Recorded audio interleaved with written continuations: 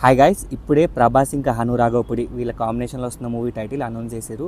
మైత్రి movie makers. Title వచ్చేసి fauji.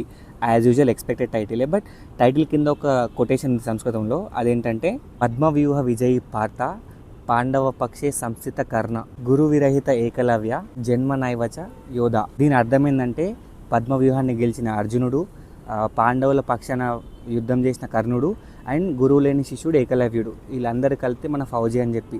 1 battalion who fights alone అంటే ఒక్కడే యుద్ధాన్ని అంతా గెలిచేటోడు, ఒక్కడే యుద్ధంలో పోరాడేటోడు.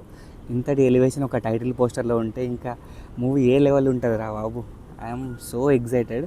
హను రాఘవపుడి చాలా సెన్సిబుల్ డైరెక్టర్. అట్లాంటి సెన్సిబుల్ డైరెక్టర్ ఒక వార్ మూవీ తీసి పక్క ఎంత వార్ తీసినా ఎన్ని యుద్ధాలు ఉన్నా ఏమున్నా అల్టిమేట్గా ఎమోషన్ మాత్రం పక్క వర్కౌట్ అవుతుంది. That is Hanu speciality. So ఈ ఫౌజీ మూవీలో ఏ లెవెల్ ఆఫ్ ఎమోషన్స్ ప్రభాస్ నుంచి రాబడతాడో ఇవన్నీ మనం మూవీలో చూద్దాం. సలార్లో ఒక చిన్న ఎలివేషన్ ఉంటుంది. ఎంతమంది తెచ్చుకున్నామంటే ఒక్కనే తెచ్చుకున్నా అని చెప్పి ప్రభాస్ని చూపిస్తారు. అక్కడే మనకు గూస్ బంప్స్ వచ్చినాయి.